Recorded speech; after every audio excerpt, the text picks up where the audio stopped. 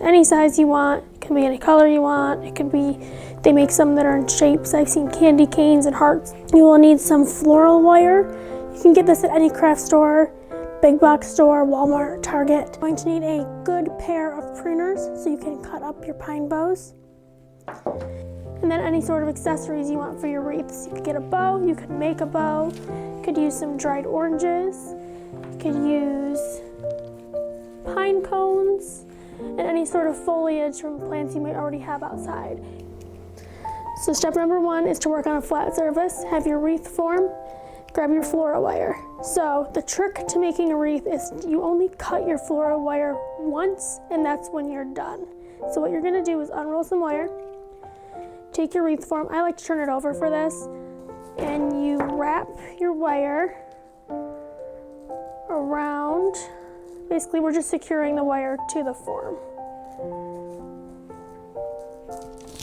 I wrap it about 3 times just to make sure it's really secure on there. And then I flip it back over. So this is your start of your wreath. You're not going to cut this until the very end. So I'm just gonna give myself some length, and then starts the fun part. So take your bows, take your pruners, and just start cutting them into more manageable sections. They can be big, they can be small. I will say it is easier to fill out the wreath with larger sections, and then you can go back in and use your smaller bows to fill in any empty spots.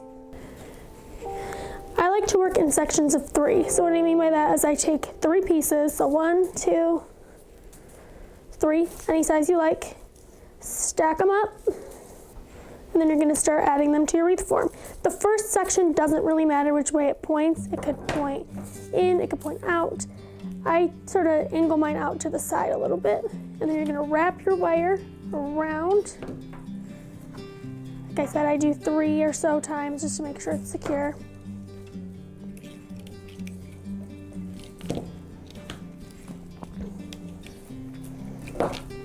That feels pretty good.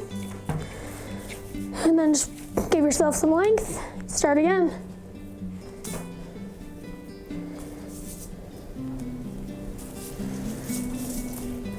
You're gonna wanna angle your pieces in and out to give it some texture. And then you're just gonna start arranging them around. It doesn't matter if you go up or down. I'm gonna go down just because that's where my wire is. See how I angled this piece out? I'm gonna angle this piece in a little bit, but overlapping to give it some volume. And I'm gonna wrap 1, 2, 3. You can wrap more or less depending on how secure that feels. And don't worry about anything sticking out.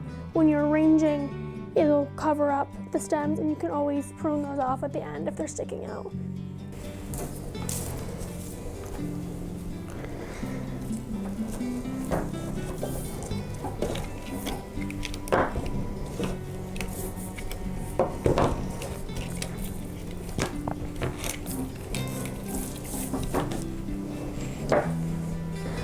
While you're arranging, you can add in your clippings. You can use different types of pine. Like I said, you can use things from out in your yard, leaves, whatever you want, and add them in as you're wrapping, or you can tuck them in at the end if you want to just fill out the wreath and then kind of decorate as you go.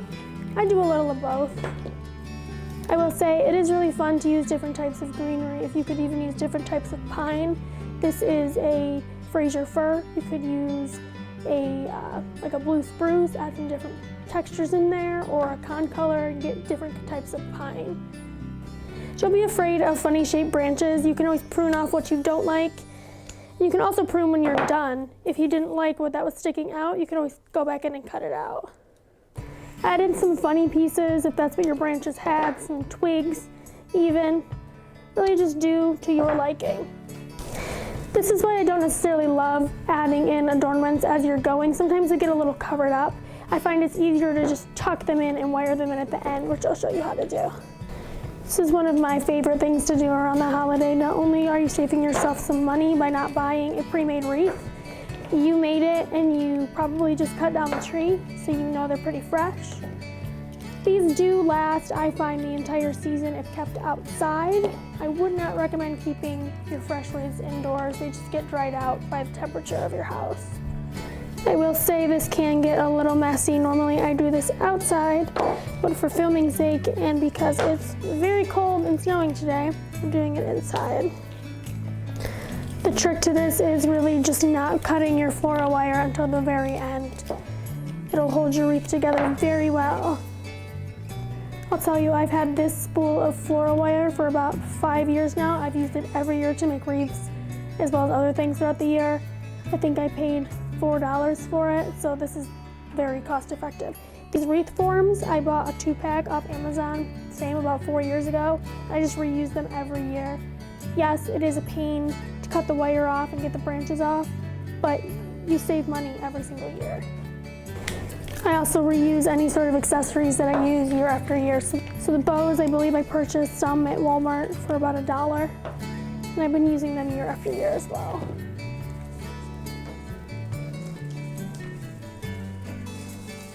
If you're doing this indoors like I am today, I recommend you put something down on whatever surface you're working because there will be some sap. You are working with pine. You also will get it on your hands. And ironically, the easiest way to get it off your hands, hand sanitizer, rub it together, wash your hands off, it'll come right off.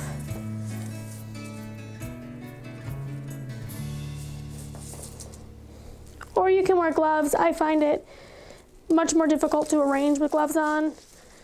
And you guys have seen my videos. I don't wear gloves for much. All right, as we come full circle here, this is where it gets a little difficult because you're gonna end up with an area where sprigs are going both ways. I just tuck it in the best I can. But you can also leave this area a little blank here, which is perfect for setting a bow. All right, she's gonna need some cleanup, but this is where we are right now. I still have my floral wire in one piece. I wrap it around one more time, however you can get it to the back. And then I'm going to give myself some length. I'd say give yourself at least 6 to 8 inches and then cut for the first time since you started. All right, and then I wrap it around once or twice more. And then make a little loop and then I push the tail of that wire underneath and give myself probably about 3-4 inches. And then I start wrapping that around the wreath form again to secure it. You can also wrap it back around the loop, which will just double it up and make it a little bit more strong if you're gonna hang it from that. This stuff is pretty strong. I've never had it break, holding the entire weight of the wreath. Wrap, wrap, wrap. All right, and then you have a hanger if you want to hang it that way. So it's a little misshapen right now. What I'm gonna do, I'm gonna start pruning out some of the pieces on the inside to open up the center a little bit. And I'm also going to start decorating. So on the bottom here, that space still is a little open, but that is where I'm gonna put my bow.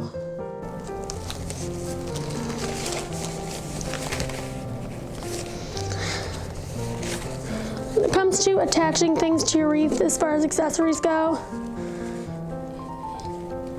any which way you can secure it is a free game. Sometimes I wrap it around all the way back to the wreath form. Sometimes I just pick a sturdy looking branch and wrap it around that. I might end up trimming that a bit. And this is where your eye really comes in. Trim off any excess you don't like. If you see any bare spots, you can wire in individual pieces. I'm gonna take out some of this.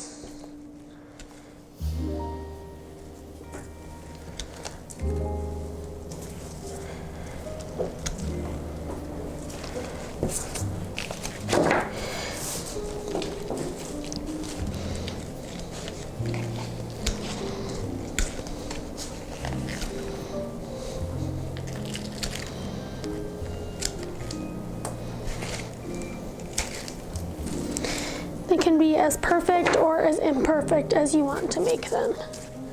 I'm gonna tuck in some of this boxwood that I cut. I'm actually not even gonna bother wiring this in. This has a tendency to kind of wilt quite quickly, so as it dies outside, I'll just pull it out.